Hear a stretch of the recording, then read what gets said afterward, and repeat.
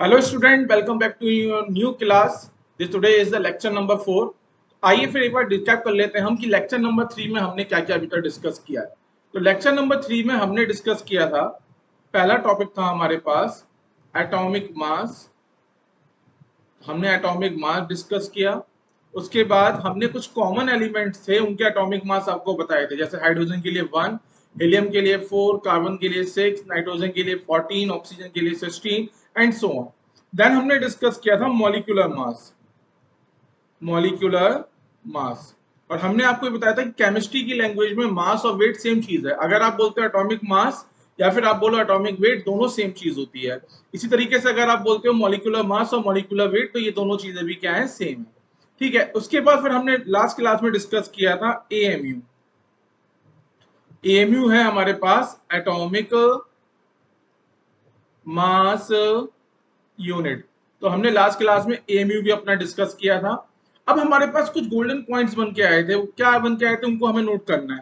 तो ये हमारे पास है जी डॉट पी, जिनको हम बोलेंगे गोल्डन पॉइंट्स। पहला गोल्डन पॉइंट्स हमारे पास आया था कि 1 AMU is equal to 1/12 mass of 1 carbon atom, carbon atom of C12 isotope. तो C12 आइसोटॉप के एक एटम का जो मास है, उसका जब आप 1/12 करोगे तो हमें क्या मिलेगा, 1 एमयू मिलेगा। That is also equal to, ये सब आपको बेटा याद रखना है कि 1 amu is also equal to 1/Na gram. ये भी हमने लास्ट क्लास में प्रूव किया है। And 1 amu is all near by equal to mass of proton और mass of neutron is equal to 1.67 into 10 raised to the power of -24 ग्राम। तो ये हमने लास्ट क्लास में डिस्कस किया था। अब गोल्डन पॉइंट नंबर 2 क्या था, अगर आपको किसी भी एक एटम का मास निकालना है या फिर आप किसी भी एक मॉलिक्यूल का मास निकालोगे तो कैसे निकालोगे। मैं यहाँ लिख देता हूं, mass of one atom oblique molecule is equal to, अगर आप एटम का मास निकाल लो बेटा तो आपको क्या करना पड़ेगा, एटॉमिक मास लिखना पड़ेगा, एटॉमिक मास। और अगर आप मॉलिक्यूल का मास निकाल रहे हो, आपको एक मॉलिक्यूल का मास निकालना है, तो आपको निकलना फाइंड आउट करना पड़ेगा मॉलिक्यूलर मास, मॉलिक्यूलर मास। और आप क्या करोगे, उसके आगे क्या लिख दोगे, एएमयू। ठीक है। इसको एक एग्जांपल लेके मैं यहाँ पे समझा देता हूं। अगर मैं आपसे पूछूं what is the mass of 1 molecule of ammonia, 1 molecule of ammonia, ammonia होता है हमारे पास NH3, mass of 1 molecule of ammonia का मास अगर आपको निकालना है तो कैसे निकालोगे बेटा, क्योंकि मॉलिक्यूल की बात हो रही है तो मॉलिक्यूलर मास लिखना पड़ेगा। और मॉलिक्यूलर मास क्या होता है, अमोनिया का 14 + 3 = 17, और उसके आगे हमें क्या लिखना है, एएमयू। तो 17 AMU is the mass of 1 molecule of ammonia. इसी तरीके से आप एलिमेंट के लिए भी देख सकते हो। ठीक है। और एटॉमिक मास में मैंने एक और चीज बताई थी, सॉरी मॉलिक्यूलर मास में मैंने क्या बताया था, it is also the summation of atomic masses. हमारे जो एटॉमिक मासेस होते हैं, उन एटॉमिक मासेस के समेशन को भी मॉलिक्यूलर मास कहते हैं। एटॉमिक मास किसके लिए डिफाइन किए गए, एलिमेंट्स के लिए। और मॉलिक्यूलर मास किसके लिए डिफाइन किए गए, element as well as compound, दोनों के लिए हमारा मॉलिक्यूलर मास डिफाइन होता है। तो this is our lecture number 3। ये लेक्चर नंबर 3 है जो कि मैं आपको बता चुका हूं। तो आज के हम इस नए लेक्चर नंबर 4 की शुरुआत करेंगे, पहले एक न्यूमेरिकल सॉल्व करके, उसके बाद फिर हम आज की थ्योरी पढ़ेंगे। तो न्यूमेरिकल पे आ जाओ आप। न्यूमेरिकल आपको गिवन है, calculate magnitude of charge present in 480 MU of Mg+2 ion. It means आपको Mg+2 आयन है, इस Mg+2 आयन का एक सैंपल गिवन है। ये क्या है हमारे पास, एक सैंपल है Mg+2 आयन का। और इस सैंपल का अगर हम मास की बात करेंगे, इस सैंपल का मास हमें कितना गिवन है, 480 एमयू। अगर हम मैग्नीशियम की बात करते हैं बेटा, तो मैग्नीशियम का एटॉमिक नंबर होता है 12 और मास नंबर होता है 24। मैं बता भी चुका हूं आपको। ठीक है। तो ये अब आपको याद हो जानी चाहिए चीजें, धीरे धीरे बोलते बोलते आपको क्या हो जाएंगी, ये सब चीजें याद हो जाएंगी। अब आप यहां से देख सकते हो कि Mg कि एक एटम का मास कितना होगा 24 mu। तो आप यहां लिखो मास ऑफ 1 mg एटम। mg के एक एटम का मास कितना है 24 mu। आपको जो सैंपल गिवन है वो सैंपल कितना गिवन है 480 mu का सैंपल गिवन है। तो क्या आप फाइंड आउट कर सकते हो कि इस सैंपल में mg के कितने एटम होंगे? तो हम निकाल सकते हैं कि number of atom present of mg in a given sample is equal to mass of sample divided by mass of one atom of mg। तो हम यहां से क्या निकाल सकते हो? Number of mg atom, number of mg atom is equal to mass of sample divided by mass of one atom of mg। mg के एक एटम का मास, सैंपल का मास हमें गिवन है। सैंपल का मास कितना है हमारे पास 480 और amu, और mg के एक एटम का मास कितना है 24 amu। तो यहां से आपके पास नंबर ऑफ mg एटम आ गए, कितने आ जाएंगे ये 20 एटम आ जाएंगे। ठीक है, अब आपको क्वेश्चन में क्या निकालना है? आपको क्वेश्चन में फाइंड आउट करना है कि मैग्नीट्यूड ऑफ चार्ज निकालना है। तो अगर हम mg+2 की बात करते हैं, किसकी बात करते हैं, कलर चेंज कर देता हूं मैं यहाँ। अगर मैं mg+2 की बात कर रहा हूं तो आप देख सकते हो कि mg के एक एटम पे कितना यूनिट चार्ज है, unit charge on one atom, कि एक एटम पे कितना यूनिट चार्ज है। तो हमें साफ साफ दिख रहा है कि 2 का यूनिट चार्ज है। जैसे ही आप 2 बोलोगे वैसे ही हो जाएगा क्या, गलत। 2 का चार्ज नहीं बेटा, 2e का चार्ज है। कितना चार्ज है, 2e का चार्ज है। और इस e की वैल्यू क्या होती है मैं आपको पहले ही बता चुका हूं, e is equal to 1.6 into 10⁻⁻19 coulomb, -19 coulomb. ठीक है, तो mg के न्यू पेज ले लेता हूं मैं, charge present on 1 mg+2 ion, mg+2 ion मतलब mg+2 आयन पे जो चार्ज प्रेजेंट है वो कितना है 2e का, that is equal to 2 into 1.6 into 10⁻⁻19 coulomb का। हमारे पास बेटा कितने सैंपल में कितने mg के एटम्स प्रेजेंट हैं? अब यहाँ पे देखिए एक कंफ्यूजन आपको हो रहा होगा कि सर क्वेश्चन में आपको आयन गिवन है और आपने क्या करा है यहाँ पे जो कैलकुलेट करे हैं वो क्या कैलकुलेट करें आपने, कैलकुलेट करें एटम। तो बेटा आप यहाँ पे चीज ध्यान देना, हम क्या करते हैं, जो यहाँ पे बताता हूं, जो हमारा मास ऑफ इलेक्ट्रॉन होता है वो बहुत बहुत बहुत कम होता है as compare to mass of proton और मास ऑफ न्यूट्रॉन का। ठीक है, तो हम क्या करते हैं, अपने मास ऑफ इलेक्ट्रॉन को मास ऑफ प्रोटॉन और मास ऑफ न्यूट्रॉन के कंपैरिजन में क्या करेंगे, नेग्लेक्ट कर लेंगे। तो हमने यहाँ पे क्या कंसेप्शन लिया, हमने यहाँ पे अज्यूम कर लिया नंबर ऑफ, या फिर आप ऐसे भी देख सकते हो, हमने यहाँ पे क्या अज्यूम किया, mass of mg atom, mass of 1 mg atom लिख लो, 1 mg atom is near by equal to mass of 1 mg+2 ion. समझ में आ रही है बात?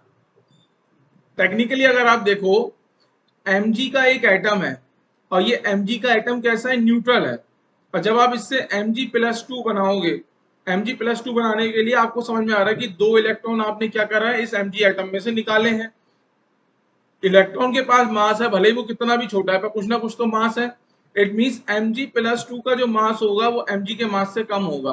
पर ये डिफरेंस इतना कम होता है कि आप इसको क्या करते हो, इसको आप नेग्लेक्ट कर सकते हो। मैं ये नहीं कह रहा हूं कि आपने इसको जीरो करा है, आप इससे क्या कर रहे हो, नेग्लेक्ट कर रहे हो। आप ये कह रहे हो कि जो mg एटम का मास है और mg+2 आयन का जो मास है वो क्या, नियर बाय इक्वल। अगर आप चाहो तो यहाँ पे एक मैं चीज बता देता हूं, आपने जो number of mg atom calculate करें, इसकी जगह आप ये भी लिख सकते हो नंबर ऑफ mg+2 आयन। ठीक है, number of mg+2 ion is equal to mass of sample divided by mass of one atom of mg। ठीक है, और यहाँ पे हमने जो 20 एटम कैलकुलेट करे इसकी जगह आप लिख सकते हो 20 आयंस भी लिख सकते हो। 20 आयंस। ठीक है, अब ये मेरे ख्याल से अब ये ज्यादा क्लियर आपको हो गया होगा कि सर क्वेश्चन में आयन गिवन है और आप एटम्स में बता रहे हो। तो इसका रीजन क्या है? इसका रीजन ये है कि जब भी एटम से आयंस बनता है, चाहे वो कैटायन बने चाहे वो एनायन बने, हमेशा क्या होगा? इलेक्ट्रॉन का ट्रांसफर, इलेक्ट्रॉन का क्या होगा? मूवमेंट होगा। अब इलेक्ट्रॉन का मास इतना कम होता है as compare to mass of proton और मास ऑफ न्यूट्रॉन, हम क्या करते हैं? मास ऑफ प्रोटॉन और मास ऑफ न्यूट्रॉन के रेस्पेक्ट में इसको निग्लिजिबल कर लेते हैं। ठीक है, इसलिए हम यहाँ पे क्या कर रहे हैं कि अगर हमें जो ये सैंपल का मास गिवन था, इस सैंपल के मास को हमने लिया, हमें 1 mg एटम का जो मास था, आप इसे 1 mg एटम के मास को 24 mu लिख सकते हो, या फिर आप 1 mg प्लस 2 आयन के मास को भी 24 mu लिख सकते हो। ठीक है, अब आ जाओ क्वेश्चन पे। अब हमने क्या करा बेटा? हमने निकाला कि charge present on 1 mg plus 2 ion, कितना चार्ज है? इतने कूलम का चार्ज है। पर हमारे पास टोटल कितने आयन प्रेजेंट है सैंपल में? अभी हमने कैलकुलेट किए हैं कि जो हमारे पास टोटल आयन प्रेजेंट है सैंपल में वो कितने हैं? 20 आयन है। तो एक आयन के ऊपर चार्ज, एक आयन के ऊपर चार्ज इतना है, तो 20 के ऊपर चार्ज कितना होगा वो आपको फाइंड आउट करना है। So the total charge present on 20 mg plus 2 ion is equal to 20 into charge present on 1 mg plus 2 ion, and charge present on 1 mg plus 2 ion कितना है? 2 into 1.6 into 10 raised to the power of minus 19 coulomb.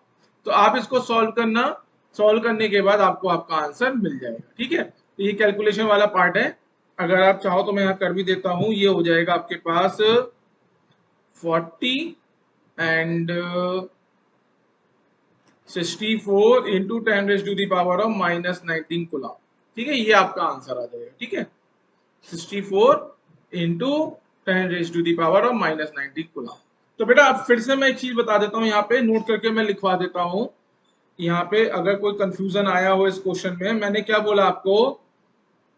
Mass of 1 mg atom, एक mg atom का मास कितना होगा? 24 mu। ठीक है, तो आप मास of one mg plus 2 ion, इसको भी आप कितना ले सकते हो? 24 mu लिख सकते हो। ठीक है, 24 mu हम लिख सकते हैं। क्यों लिख सकते हैं? ये मैंने आपको पूरी यहाँ पे कहानी समझा दी कि mg एटम से जब mg प्लस 2 का आयन बना है तो दो इलेक्ट्रॉन क्या हुए? एटम से आपने निकाले हैं, दो एटम निकाले, इसका मतलब कुछ ना कुछ मास कम हुआ होगा। तो वो मास इतना कम होता है, इतना कंपैरेटिवली इतना कम होता है कि हम उसको नेग्लेक्ट कर सकते हैं, तो हम इसे इक्वल ले सकते हैं। ठीक है, चलो अब आ जाओ आज के लेक्चर नंबर 4 पे। तो लेक्चर नंबर 4 की शुरुआत होगी हमारे पास मोलर मास के पास, किसी भी सब्सटेंस का मोलर मास क्या होता है। तो मोलर मास हम कैसे डिफाइन करते हैं? Molar mass of a substance is defined as mass of 1 mole of that substance। तो किसी भी सब्सटेंस के एक मोल का जो भी मास होगा उसी को हम क्या बोलेंगे? सब्सटेंस का मोलर मास। क्या मैंने डेफिनेशन बताई है कि molar mass is defined as the mass of 1 mole of a substance. किसी भी सब्सटेंस के एक मोल का जो मास होता है उसी को हम बोलते हैं मोलर मास। अगर हम इसे इसे हम लिखना चाहें तो कैसे लिख सकते हैं कि 1, या फिर आप ऐसे लिखो molar mass is equal to mass of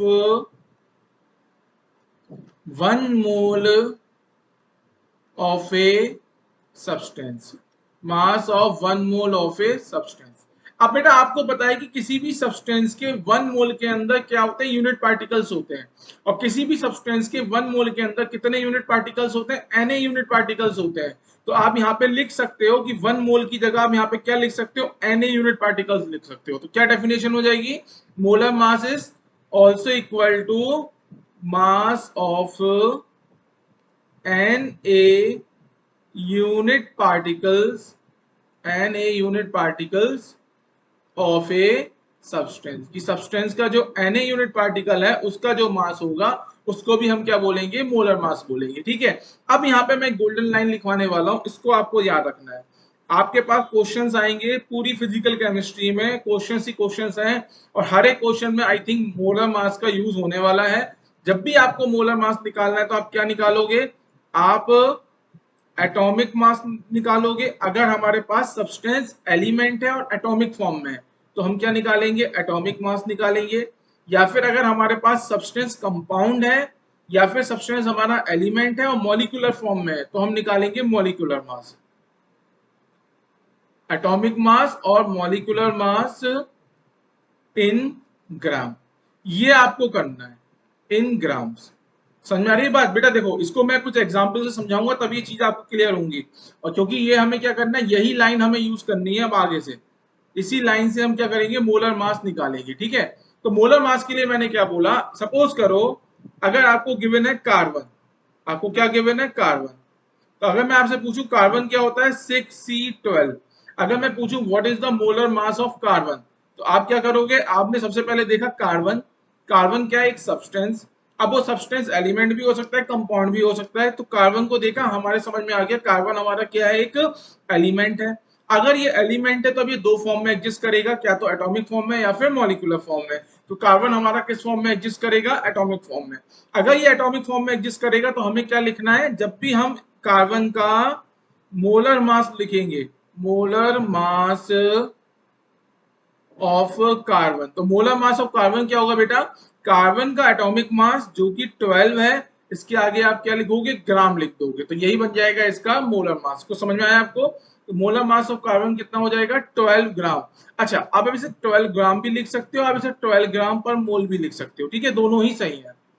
मैं यहाँ लिख देता हूँ 12 ग्राम भी सही है और 12 ग्राम पर मोल ये भी सही है, क्योंकि जो हमारा मोलर मास होता है वो 1 मोल के लिए डिफाइन होता है। तो ऑटोमेटिकली आपको समझ जाना है कितने मोल की बात हो रही है, 1 मोल की बात हो रही है। चलो अब कुछ और एग्जांपल से समझो, इसको मैं थोड़ा सा डाउन कर देता हूँ। अब कुछ और एग्जांपल से समझो। सपोज करो मैंने आपको पूछा what is the molar mass of ammonia. मैंने क्या पूछा आपसे, मोलर मास ऑफ अमोनिया। तो अमोनिया क्या होता है हमारे पास, NH3। जैसे ही आप अमोनिया देखोगे, अमोनिया देखते ही आपको समझ में आ गया ये सब्सटेंस क्या है, कंपाउंड है। तो अगर आप इसका अमोनिया का मोलर मास निकालोगे तो क्या करोगे, अमोनिया का आपको क्या लिखना पड़ेगा, मॉलिक्यूलर मास। अमोनिया का मॉलिक्यूलर मास कितना होगा, 14 + 3 = 17। हमने क्या बोला, आप क्या करोगे, आप एटॉमिक मास लिखो या फिर मॉलिक्यूलर मास लिखो, वो डिपेंड करेगा सब्सटेंस के टाइप पे। जब हमने अपना सब्सटेंस देखा, सब्सटेंस हमारे पास क्या है, कंपाउंड है। अमोनिया क्या है, कंपाउंड है। सब्सटेंस क्या है हमारा, कंपाउंड। तो कंपाउंड के केस में अगर आप देखोगे तो यूनिट पार्टिकल क्या होता है, मॉलिक्यूल। तो हमें अमोनिया के लिए क्या डिफाइन करना पड़ेगा, अपना मॉलिक्यूलर मास डिफाइन करना पड़ेगा। तो अमोनिया का जो मॉलिक्यूलर मास है वो कितना हो गया हमारे पास, 17, और इसके आगे क्या लिख दो आप, ग्राम। तो 17 gram is the molar mass of ammonia. एक और एग्जांपल से मैं बताता हूं आपको। अगर कोई आपसे पूछता है कि molar mass of iron, iron क्या होता है हमारे पास, Fe होता है। ठीक है, आयरन क्या है हमारे पास, Fe26 Fe56, ये होता है इसका केमिकली रिप्रेजेंटेशन। अगर आपको आयरन का क्या निकालना है, मोलर मास, तो आयरन देखते ही आप समझ में आ गया, आयरन क्या है, Fe क्या है हमारे पास, एलिमेंट, एलिमेंट है तो किस फॉर्म में है, एटॉमिक फॉर्म में है। किस फॉर्म में है ये, एटॉमिक फॉर्म में। अगर ये एटॉमिक फॉर्म में, तो आयरन के लिए आपको क्या लिखना पड़ेगा, एटॉमिक मास। आयरन का जो एटॉमिक मास होता है वो होता है 56, और इसके आगे क्या लिख दो, ग्राम। तो 56 ग्राम जो होगा वो हो जाएगा मोलर मास ऑफ आयरन। अब यहाँ पे एक क्वेश्चन आपके माइंड में आ रहा होगा कि सर, कि 1, या ऐसे लिख देते हैं इसको, कि molar mass is equal to atomic mass oblique molecular mass, molecular mass in grams. ये आपको कैसे पता चला, ये आपको कैसे समझ में आया? अब देखिए इसका प्रूफ समझते हैं कि ये इसका अब हम क्या बताने वाले हैं, आपको प्रूफ बताने वाले हैं। जो ये स्टेटमेंट है इसका हम प्रूफ बताने वाले हैं कि मोलर मास जो होता है, एटॉमिक मास और मॉलिक्यूलर मास के आगे ग्राम लिख दोगे तो वही मोलर मास बनता है। ये पता कैसे चला? कल बेटा हमने लास्ट क्लास में लेक्चर नंबर 3 में आपको क्या बताया था? अगर आपको एक मॉलिक्यूल या एक एटम का मास लिखना है तो कैसे लिखोगे? एटॉमिक मास और मॉलिक्यूलर मास लिखो, उसके आगे एएमयू लगा दो। आज हम यहाँ पे गोल्डन पॉइंट सीख रहे हैं कि अगर हमें मोलर मास लिखना है तो मोलर मास हम कैसे लिखेंगे? एटॉमिक मास और मॉलिक्यूलर मास के आगे ग्राम को लगा देंगे। अब बेटा हम इस लाइन पे आते हैं, इसका हम डेरिवेशन आपको बताते हैं कि इसका डेरिवेशन क्या है। देखो, आपने एटॉमिक मास और मॉलिक्यूलर मास का फॉर्मूला मैंने आपको लेक्चर नंबर 3 में बताया था। मॉलिक्यूलर मास क्या होता है एक बार सब लोग बताएंगे। एटॉमिक मास और molecular mass is mass of one atom oblique one molecule of a substance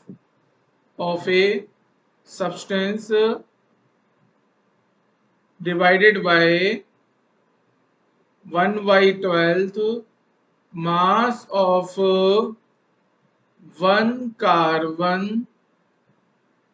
atom. Mass of one carbon atom, ये आप पढ़ चुके हो। अब बेटा देखो, एटॉमिक मास अगर लिखोगे तो आपको एक एटम का मास लेना पड़ेगा, और मॉलिक्यूलर मास की डेफिनेशन लिखोगे तो आपको मास ऑफ वन मॉलिक्यूल लेना पड़ेगा। तो बेसिकली आप इसको क्या लिख सकते हो?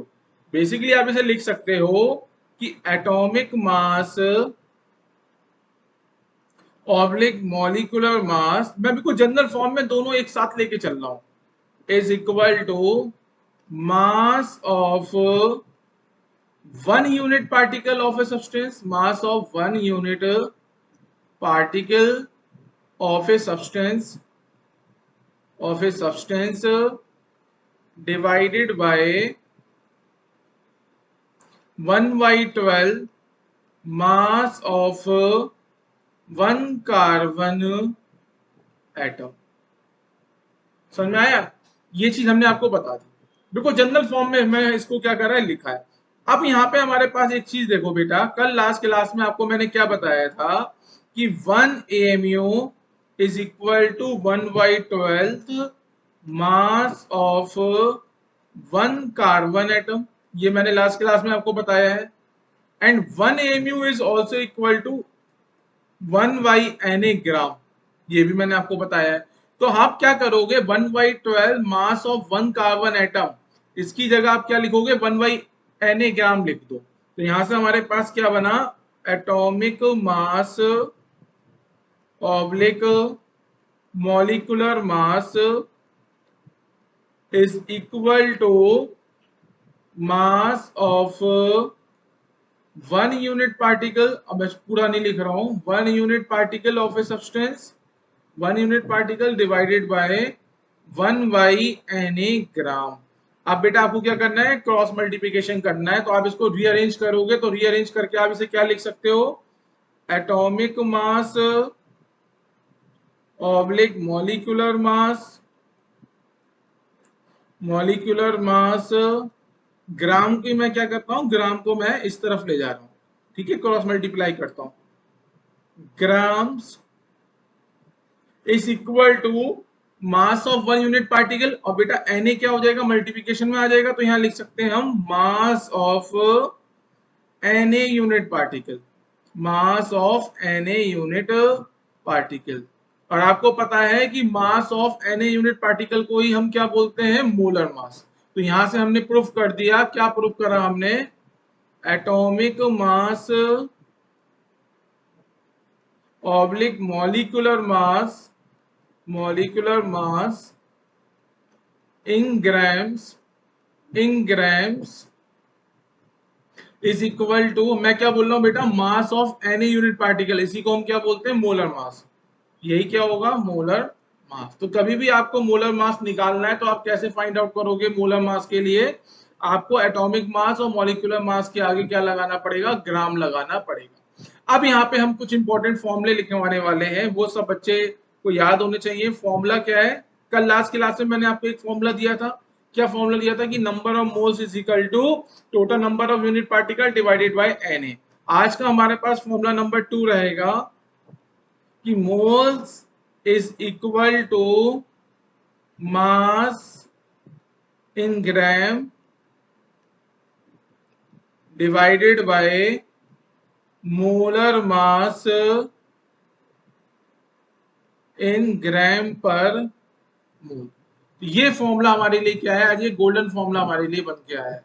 क्या फॉर्मूला बन के आया है, अगर आपको सब्सटेंस का मास पता है तो आप सब्सटेंस के मोलर मास से डिवाइड करके आप सब्सटेंस के मोल फाइंड आउट कर सकते हो। तो अगर मैं मोल को n से रिप्रेजेंट करूं और सब्सटेंस के मास को स्मॉल w से रिप्रेजेंट करूं और मोलर मास को कैपिटल M से रिप्रेजेंट करूं, तो यहां से हमारा फॉर्मूला क्या आ जाएगा, moles is equal to mass, gram में आपको लेना है, in gram divided by molar mass in gram per मोल।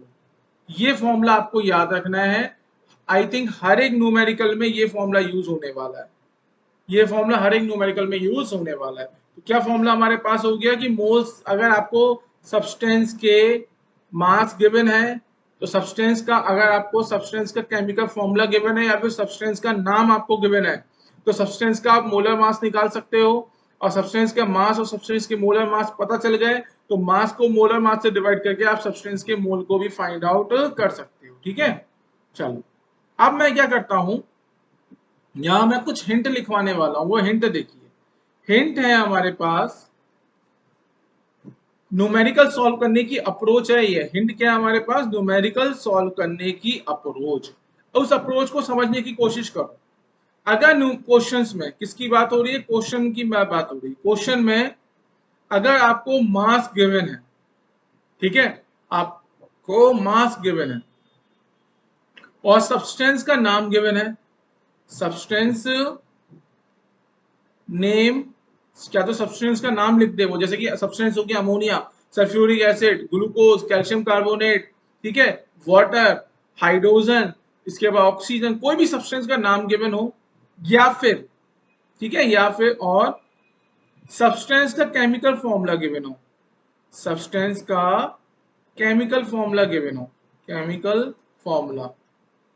अगर सब्सटेंस का केमिकल फॉर्मूला गिवन होगा बेटा तो आप डायरेक्टली क्या निकाल लोगे, आप डायरेक्टली मोलर मास निकाल सकते हो। तो इन दो चीजों से आप क्या निकाल सकते हो, मोलर मास निकाल सकते हो, मोलर मास। मैं क्या बोल रहा हूं फिर से समझो, अगर हमें मास गिवन है और अगर हमें सब्सटेंस की इंफॉर्मेशन गिवन है तो सब्सटेंस का हम मोलर मास निकाल सकते हैं। ये दो चीजें जैसी हमें पता चल गई वैसी हम सब्सटेंस के मोल्स निकालेंगे। अब मोल्स क्या होगा, moles is mass in gram divided by molar mass, divided by molar mass in gram per mole, in gram per mole। ये इतना अप्रोच आपको रखनी है। अगर किसी भी न्यूमेरिकल में सब्सटेंस का मास आपको गिवन है तो डायरेक्ट हमारी अप्रोच क्या होनी चाहिए, हम सब्सटेंस के मोल्स को कैलकुलेट करेंगे। ठीक है, अगर हमारे पास, इसको मैं अच्छे से बंद कर देता हूं, एक अच्छे से डिब्बे में झांकी लगा के इसकी, ये बन गई इसकी झांकी। तो हमने क्या बोला, अगर हमें सब्सटेंस के मास गिवन है और सब्सटेंस की इंफॉर्मेशन गिवन है तो सब्सटेंस का मैं मोलर मास निकाल सकता हूं और जैसी ये दो चीजें मुझे पता चलेंगी तो मैं सब्सटेंस के मोल्स निकालूंगा। यही मेरी अप्रोच होनी चाहिए न्यूमेरिकल में। चलिए आइए कुछ क्वेश्चन सॉल्व करके देखते हैं कैसे क्वेश्चन सॉल्व होते हैं। पहला क्वेश्चन है हमारे पास, if the mass of two atom of an element is 4 into 10 raised to the power of minus 24 gram, okay, then the atomic mass of the element, element का एटॉमिक मास आपसे पूछा गया है। तो बेटा आपको क्या गिवन है, टू एटम्स का मास आपको गिवन है, टू एटम्स मास हमें कितना गिवन है, टू एटम्स का मास गिवन है 4 into 10 raised to the power of minus 23 gram. Okay, तो क्या आप एक एटम का मास निकाल सकते हो, तो वन एटम का मास कितना हो जाएगा, 4 into 10 raised to the power of minus 23 divided by 2 is, it is equal to 2 into 10 raised to the power of minus 23 gram, 2 into 10 raised to the power of minus 23 ग्राम। अगर दो atom का मास आपको given है तो आपने एक atom का मास निकाला। अगर बेटा एक एटम का मास आपको पता है तो क्या आप Na एटम का मास निकाल सकते हो, तो मास ऑफ Na एटम्स, तो मास ऑफ Na एटम्स के लिए हम क्या करेंगे, एक एटम के मास को आप Na से मल्टीप्लाई कर दो, Na ग्राम।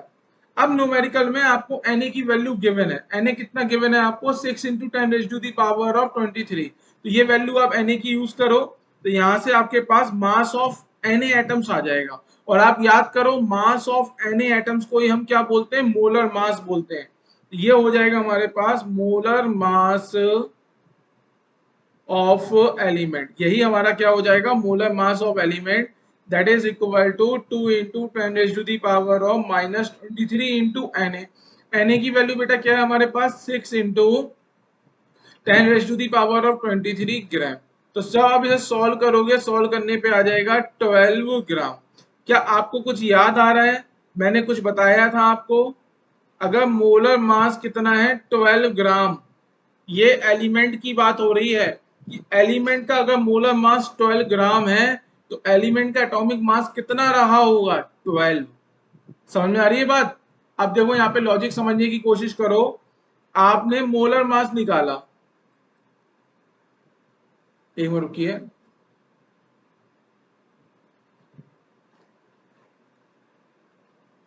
हमने मोलर मास निकाला तो मोलर मास हमारे पास कितना आ गया, 12 ग्राम आ गया। कितना आया मोलर मास हमारे पास, 12 ग्राम हमारे पास मोलर मास आ गया।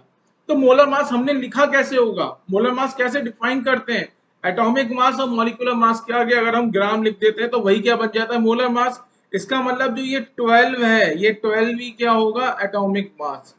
ये 12 ही क्या होगा हमारा एटॉमिक मास। समझ में आ रही है कहानी, कहानी क्या है कि जब भी आप किसी भी सब्सटेंस का मोलर मास लिखोगे, क्योंकि बेटा यहाँ देखो आपको क्वेश्चन में डिफाइन कर दिया उसने पहले ही कि एलिमेंट्स है, क्या डिफाइन करा है, एलिमेंट्स डिफाइन कर दिया। अगर एलिमेंट डिफाइन किया है, एलिमेंट हमारा दो फॉर्म में हो सकता है, क्या तो एटॉमिक फॉर्म में या मॉलिक्यूलर फॉर्म में। अगर एलिमेंट हमारा एटॉमिक फॉर्म में होगा तो यूनिट पार्टिकल क्या होगा, एटम। तो यहाँ देख सकते हो यहाँ पे एटम की बात हो रही है, यहाँ पे अगर एटम की बात हो रही है तो हमारे माइंड में एक चीज आ गई कि हमारा एलिमेंट किस फॉर्म में एग्जिस्ट कर रहा है, एटॉमिक फॉर्म में। अगर हमारा एलिमेंट एटॉमिक फॉर्म में एग्जिस्ट कर रहा है, इट मीन जब भी हम उस एलिमेंट का मोलर मास लिखेंगे तो हमें एटॉमिक मास के आगे ग्राम लिखना पड़ेगा। तो यहाँ पे हमारा मोलर मास कितना आया, 12 ग्राम। तो ये 12 ग्राम कैसे लिखा गया होगा कि जरूर उस एटम, उस एलिमेंट का जो एटॉमिक मास है वो एटॉमिक मास कितना है, 12। तो इस क्वेश्चन की अगर हम आंसर की बात करेंगे बेटा तो आंसर हो जाएगा हमारे पास 12।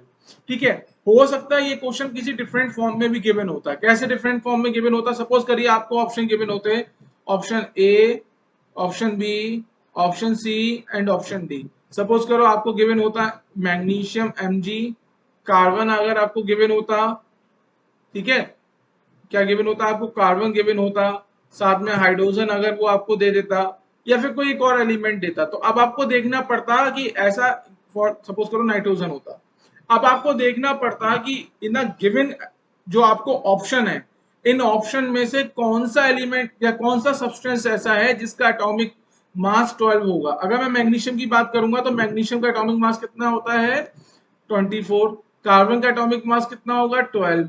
हाइड्रोजन का एटॉमिक मास कितना होगा, 2।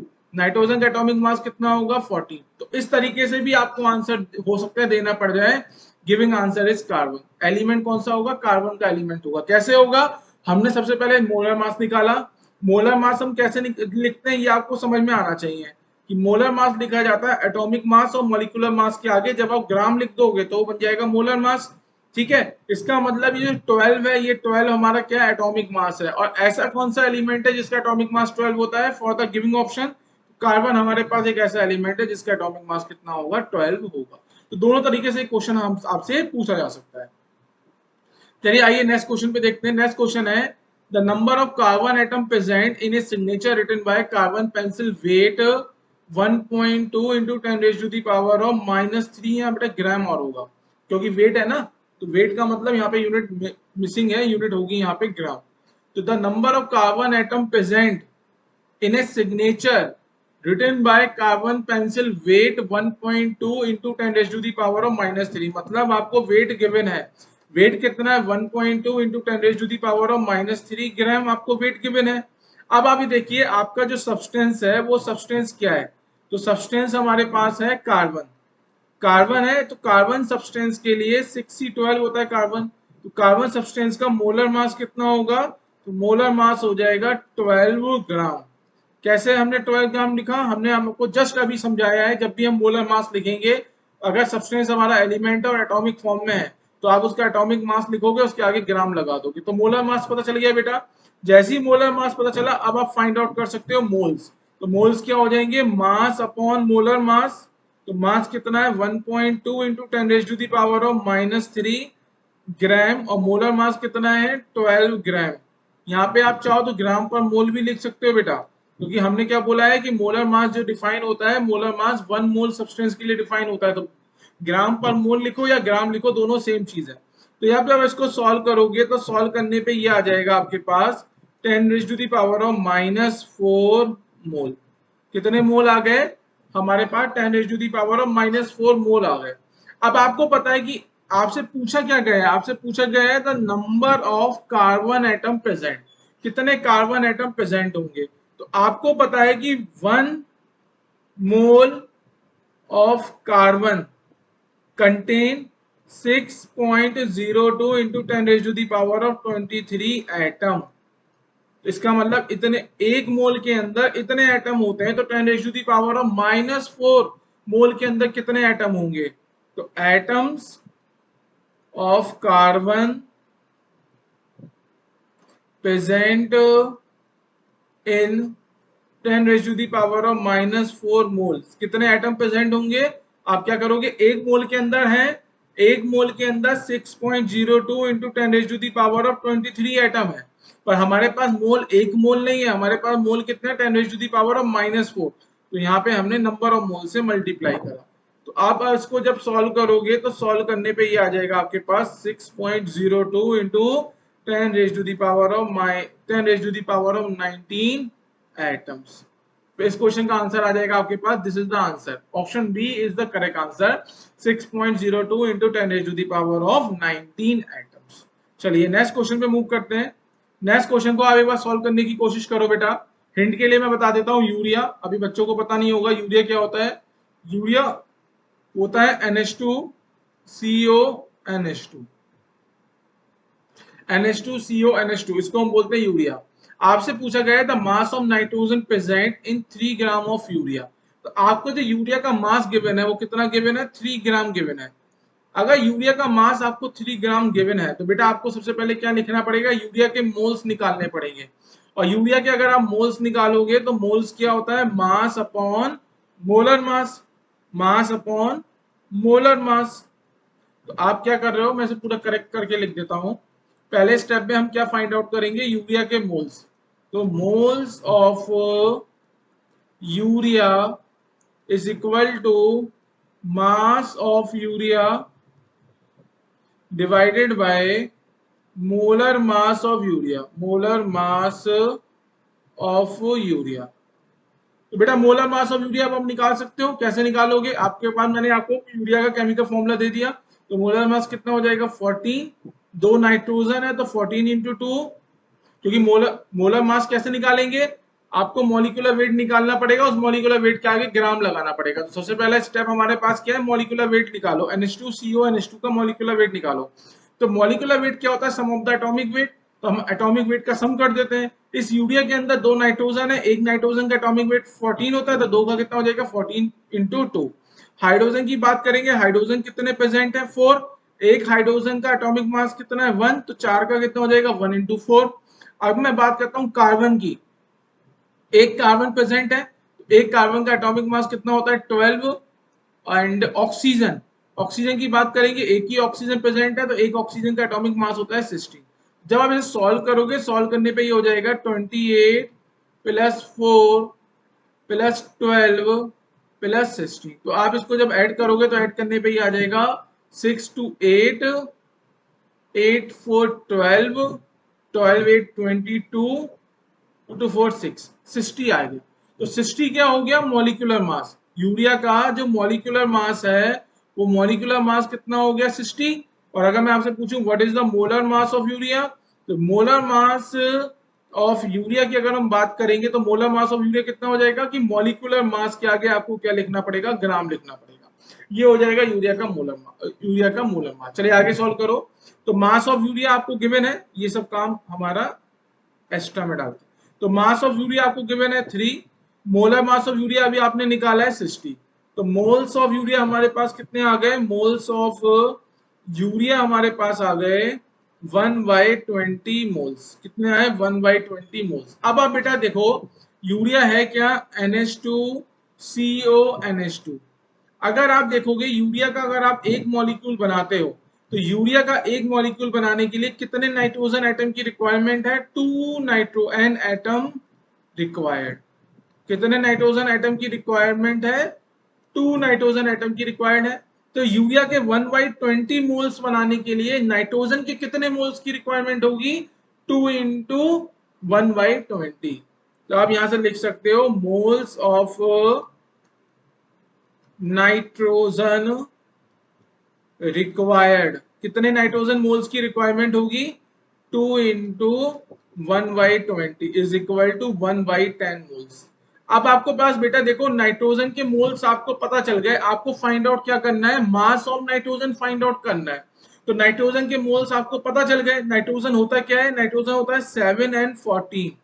नाइट्रोजन के आपको क्या पता चल गया, मोल्स। आपको निकालना है क्या है, नाइट्रोजन का मास। तो mass is equal to moles into molar mass होता है, क्योंकि moles is equal to mass upon molar mass. तो आप लिख सकते हो mass is also equal to moles into molar mass. तो नाइट्रोजन के मोल्स कितने आ गए, 1/10। नाइट्रोजन का मोलर मास कितना होगा, तो नाइट्रोजन का मोलर मास होगा 14 ग्राम। कितना होगा, 14 ग्राम। तो आप जब इसको सॉल्व करोगे, सॉल्व करने पे आ जाएगा 1/4 ग्राम। तो मास ऑफ नाइट्रोजन कितना आया हमारे पास, मास ऑफ नाइट्रोजन हमारे पास आ गया 1/4 ग्राम। तो बेटा इस तरीके से हम अप्रोच करते हैं। फिर से मैं बता रहा हूं, जब भी मास गिवन हो किसी भी सब्सटेंस का, उस सब्सटेंस के मोल्स निकालो। उस सब्सटेंस के मोल्स निकालने के बाद देखो कि क्वेश्चन में फिर आपसे आगे क्या पूछा गया है। ये क्वेश्चन समझ में आया। चलिए ये है हमारे पास आज का लास्ट क्वेश्चन। थोड़ा सा क्वेश्चन है, थोड़ा सा लेंदी है, पर क्वेश्चन बहुत इजी है। बहुत चीजें आपके दिमाग के ढक्कन खुलेंगे इस क्वेश्चन को सॉल्व करने में। सबसे पहले आपसे पूछा गया है मास परसेंट ऑफ नाइट्रोजन। बेटा मास नहीं पूछा गया, आपसे क्या पूछा गया है, मास percent of nitrogen present in ammonium phosphate. तो आपको जो सब्सटेंस गिवन है वो सब्सटेंस क्या है हमारे पास, अमोनियम फॉस्फेट। ये पूछ रहा है कि अमोनियम फॉस्फेट में नाइट्रोजन की मास परसेंटेज कितनी होगी। अमोनियम फॉस्फेट होता क्या है, अमोनियम फॉस्फेट होता है NH4 का हो थ्राइस PO4। ये होता है अमोनियम फॉस्फेट, ठीक है। ये हमारे पास क्या है, अमोनियम फॉस्फेट। अब एक काम करते हैं कि अमोनियम फॉस्फेट में नाइट्रोजन का मास परसेंटेज निकालना है। तो मैं एक काम करता हूं, अमोनियम फॉस्फेट के मास को मैं ले लेता हूं, mass of ammonium phosphate is. अब दो तरीके हैं, दो तरीके से सॉल्व कर सकते हो। वो दो तरीके क्या है, एक तरीका तो ये है, इसे समझा रहा हूं मैं, लिखवा नहीं रहा। एक तरीका तो बेटा ये है, जब भी आपको न्यूमेरिकल सॉल्व करना है तो हमारी अप्रोच क्या होनी चाहिए, न्यूमेरिकल को इजी सॉल्व होनी चाहिए। हमारा न्यूमेरिकल कैसा होना चाहिए, इजीली सॉल्व होना चाहिए। तो यहाँ पे कुछ बात समझने की कोशिश करो। अमोनियम फॉस्फेट में नाइट्रोजन की मास परसेंटेज निकालनी है। तो मास परसेंटेज ऑफ नाइट्रोजन कैसे निकाल सकते हो, mass of nitrogen divided by mass of ammonium phosphate into 100। ये हो गया ना। अब हमें क्या निकालना है, मास परसेंटेज ऑफ नाइट्रोजन निकालनी है अमोनियम फॉस्फेट में। हमें ये निकालना है कि अमोनियम फॉस्फेट में नाइट्रोजन का मास परसेंटेज कितनी है। तो फॉर्मूला क्या लगाओगे, mass of nitrogen divided by mass of ammonium phosphate. अब यहाँ देखो, अगर मैं अब आपको हिंट दे रहा हूं, मैं आगे भी आपको ये यूज करना है न्यूमेरिकल सॉल्व करने में। कभी भी क्वेश्चन आपके पास परसेंटेज वाला है, कौन सा वाला है, परसेंट वाला क्वेश्चन है। उस परसेंट वाले क्वेश्चन में आप क्या करो, जो मास ऑफ अमोनियम फॉस्फेट है, या फिर आप मास ऑफ किसी भी एक सब्सटेंस के मास को 100 ले लो, 100 यूनिट ले लो। किसी भी एक सब्सटेंस के मास को 100 यूनिट ले लो। अगर क्वेश्चन आपके पास मोल परसेंट का होता है तो किसी भी एक सब्सटेंस के मोल को आप 100 मोल्स ले लो। समझ में आ रही है बात, कि क्या थिंकिंग हमारी क्या है, थिंकिंग हमारी ये है, कभी भी अगर हमारे पास परसेंट वाले क्वेश्चंस होंगे तो उन परसेंट वाले क्वेश्चन में हमें ट्राई करना है कि कोई ना कोई हम एक सब्सटेंस 100 यूनिट ले लें, 100 यूनिट ले लें। ठीक है, सपोज करो इस क्वेश्चन में मुझे मास परसेंटेज ऑफ नाइट्रोजन निकालनी है। तो अगर मैं मास परसेंटेज ऑफ नाइट्रोजन निकाल रहा हूं, अगर मैंने अमोनियम फॉस्फेट के मास को 100 यूनिट ले लिया तो इस 100 से 100 क्या हो जाएगा, कैंसिल, और डायरेक्ट जो भी मास परसेंटेज ऑफ नाइट्रोजन आएगी अपने आप वही हमारा आंसर हो जाएगा। तो कैलकुलेशन हमारी क्या होती है, इजी हो जाती है। कैसे, समझ में आ रही है बात? तो मैं क्या करता हूं, मैं अमोनियम फॉस्फेट के मास को 100 ग्राम ले लेता हूं। मैंने क्या करा है, let mass of ammonium phosphate, तो मैंने अमोनियम फॉस्फेट के मास को कितना ले लिया, 100 ग्राम ले लिया। अगर अमोनियम फॉस्फेट का मास 100 ग्राम है तो 100 ग्राम अमोनियम फॉस्फेट में अमोनियम फॉस्फेट के कितने मोल्स होंगे, तो आप निकाल सकते हो। तो मोल्स कैसे निकालोगे, moles of ammonium phosphate is equal to mass of ammonium phosphate W NH4 का होल ट्वाइस PO4, इसको हम बोलेंगे mass of ammonium phosphate divided by molar mass of ammonium phosphate. This is the molar mass of ammonium phosphate. ठीक है, अब molar mass ammonium phosphate बेटा कैसे निकालना है ये मैं आपको समझा चुका हूं। क्या करना पड़ेगा आपको, ध्यान रखो, अमोनियम फॉस्फेट का मोलर मास निकालना है तो आप क्या करोगे, मॉलिक्यूलर मास निकालोगे, उसके आगे ग्राम लिख दोगे। अब अमोनियम फॉस्फेट का मॉलिक्यूलर मास कैसे निकालेंगे, सम ऑफ द एटॉमिक मासेस से। तो नाइट्रोजन कितना है, नाइट्रोजन 3 नाइट्रोजन है, देखो NH4 का होल ट्राइस है, इसका मतलब नाइट्रोजन कितने, 3। एक नाइट्रोजन का एटॉमिक मास होता है 40, प्लस हाइड्रोजन की बात करो, 4 हाइड्रोजन यहाँ है और यहाँ पे थ्राइस है, इसका मतलब 12 हाइड्रोजन है, एक हाइड्रोजन का मास होता है 12, ओ सॉरी 1, एक हाइड्रोजन का मास होता है 1।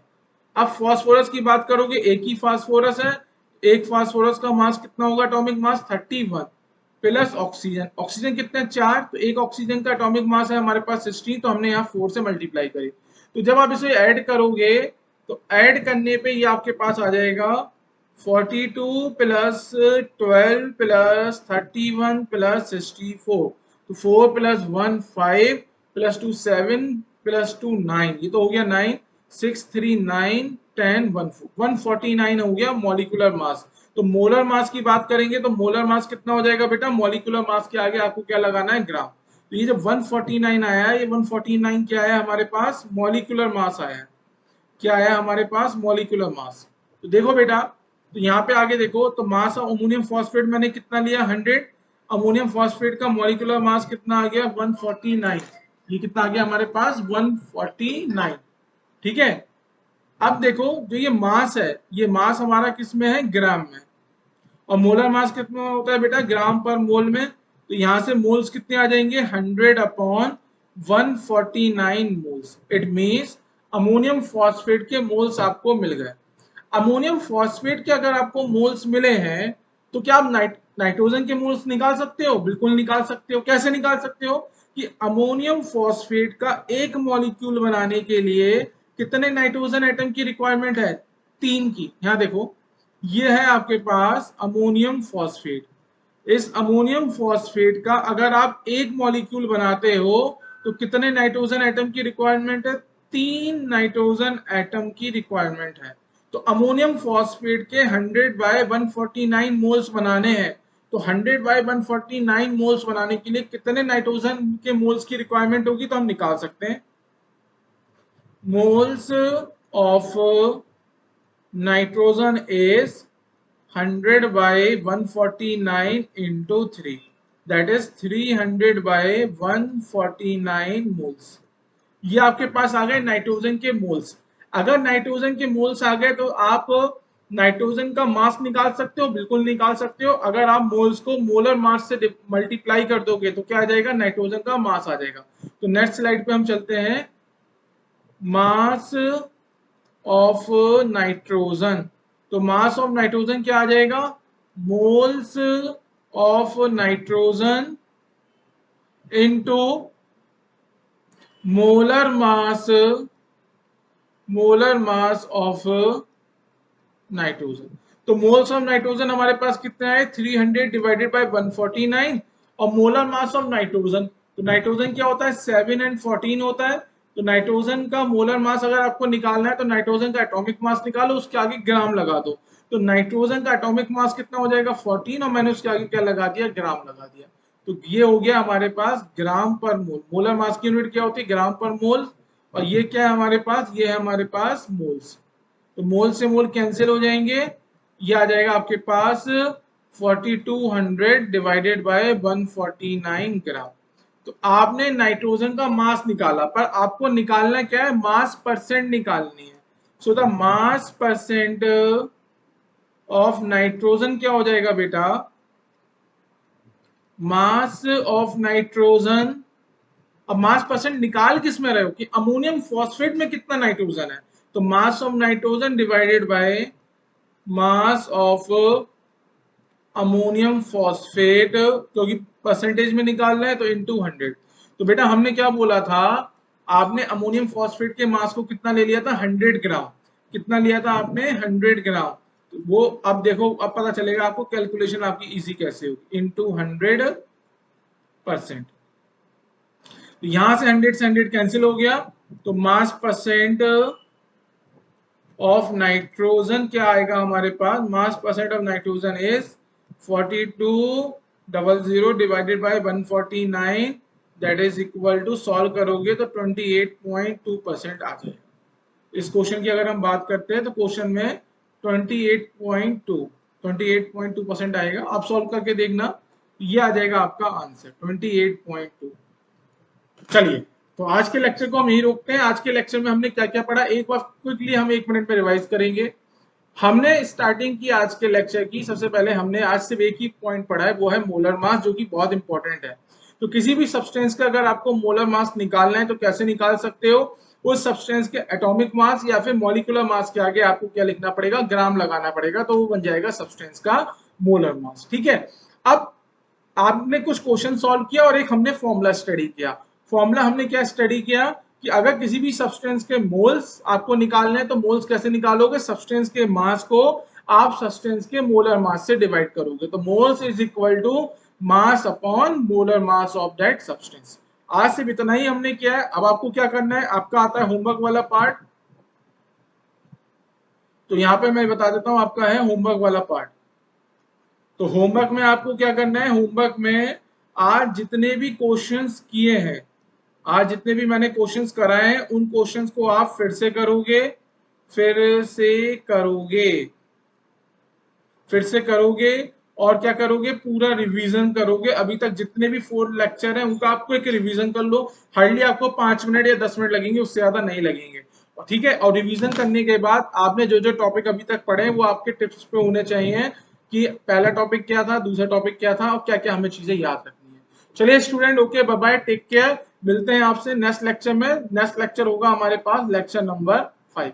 Okay student, take care, bye bye once again.